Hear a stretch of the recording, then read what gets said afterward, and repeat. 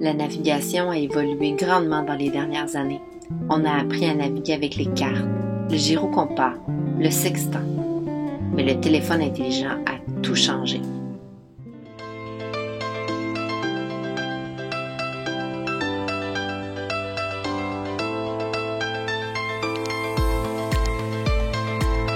J'ai pas fini de manger. T'as pas fini de manger?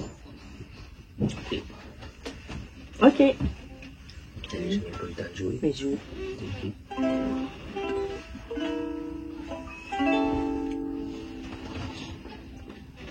Bien, Martin, on va parler des outils de navigation. Oui. Mais là, il faudrait que ce soit moi aussi qui en parle un peu. Oui, tu vas avoir le droit de parler. OK, phew. Donc, les téléphones intelligents, les tablettes font partie prenante de notre vie maintenant, autant sur la vie terrestre De terrien, de terrien que sur la vie de marin. maritime. C'est maintenant des traceurs de cartes, des stations météo, des centres d'information maritime. C'est aussi un GPS, un moyen de communication et un accordeur de ukulélé. Oh! OK, donc, on va commencer par la météo. Ouais, Donc, c'est toujours important de vérifier la météo avant de partir. tout le temps. Donc, dans les applications qu'on utilise pour la météo, donc on va commencer avec Windy. Windy, c'est une application qui va nous donner les prédictions du vent, la direction et sa force. C'est bien des prédictions. Donc, des fois, c'est pas, ça nous dit que c'est pas fort, puis vous regardez dehors, puis c'est fort. Ben, on se fie pas à Windy, on se fie à notre nez. C'est important aussi d'avoir un radar météo. Donc, on utilise l'application Radar Météo pour vérifier les cellules orageuses, puis s'il est pour avoir de la pluie. Mm-hmm.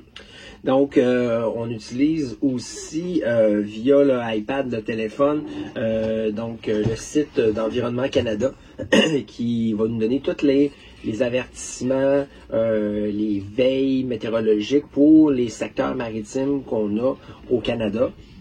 Pour notre cas, sur le fleuve Saint-Laurent. En fait, c'est tout exactement les mêmes informations qu'on pourrait avoir sur le VHF. Mardi, vent léger devenant du nord-ouest à 15 liaisons fin de journée. Sur les canaux de météo.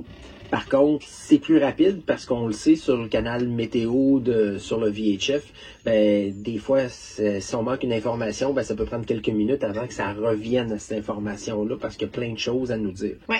Mais on regarde aussi Météo Média ou n'importe quelle autre application de météo là, qui peut nous donner la température ambiante sur Terre parce que des fois, on va s'ancrer ou on va aller à cet endroit-là, surtout pour avoir le degré en température parce que toutes les autres applications ne nous disent pas c'est quoi le temps qu'il fait. Ils parlent du vent, ils parlent du courant, ils parlent de ci, mais pas de la température. Puis nous, on aime bien ça, savoir il fait chaud, il fait frais.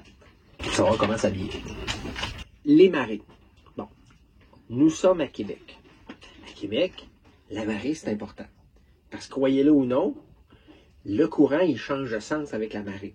Donc, la marée montante, le courant s'en va vers Montréal. Puis quand c'est la marée descendante, ça s'en va vers la Gaspésie. Donc, lorsqu'on est en voilier, ben, ça change complètement nos journées, ça change complètement notre vie de savoir dans quel sens va le courant. Donc, on a une application qu'on peut aller chercher où est-ce qu'on va avoir exactement les heures de marée haute, marée basse, les hauteurs. Donc, on va savoir la direction et sa hauteur. Ça va être important, ça, lorsqu'on veut s'ancrer parce que selon la hauteur de la marée, surtout selon si c'est trop bas, ben, dans certains endroits, on pourrait y aller, mais dans d'autres, on pourrait pas. Parlant d'ancrage, Martin, qu'est-ce qu'on utilise pour s'ancrer, pour être sûr qu'on est en sécurité? Lorsqu'on s'ancre, on a deux choses qu'on pourrait faire. Utiliser une application qui s'appelle Anchor Pro, donc qui sert à mettre une alerte, ça veut dire qu'on va dire à quel endroit qu'on est, on va lui dire de combien qu'on veut jouer par rapport à ce point-là, ça veut dire qu'on accepte de bouger, parce que veut pas l'ancre, c'est une corde, c'est une chaîne, donc on va bouger un peu. Et si on sort de ce cercle-là, il va faire une alarme.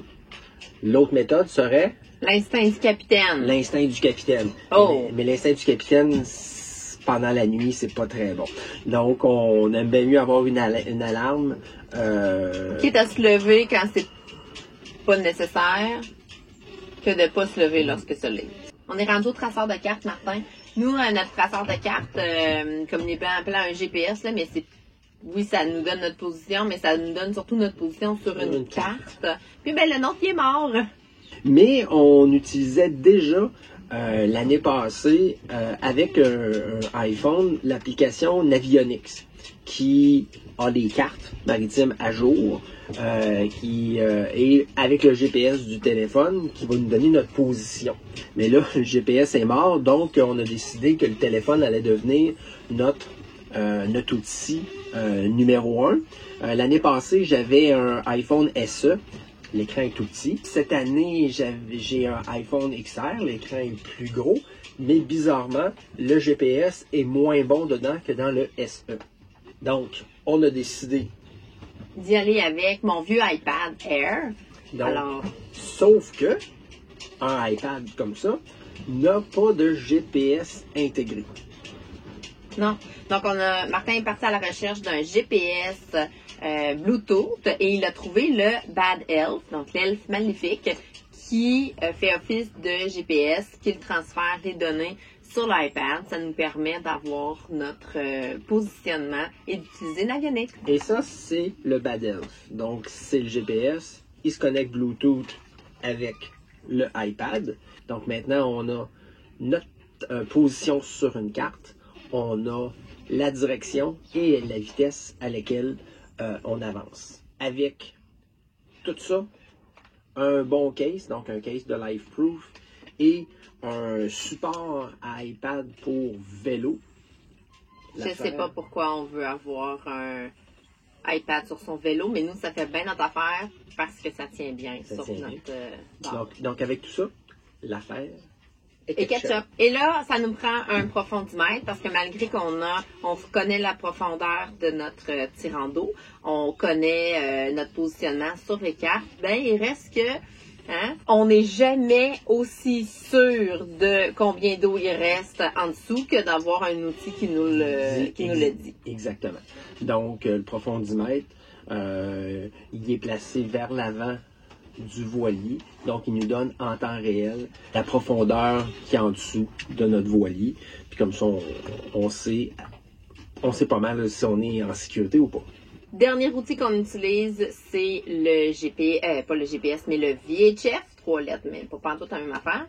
Alors, le VHF nous permet de communiquer avec les autres bateaux aux alentours ou avec la garde côtière si on a une urgence ou si on veut faire des tests radio pour s'assurer justement que s'il y a une urgence, notre radio fonctionne. Toutefois, sachez rappelez-vous que ça prend un certificat restreint d'opérateur pour pouvoir parler à l'intérieur d'un VHF.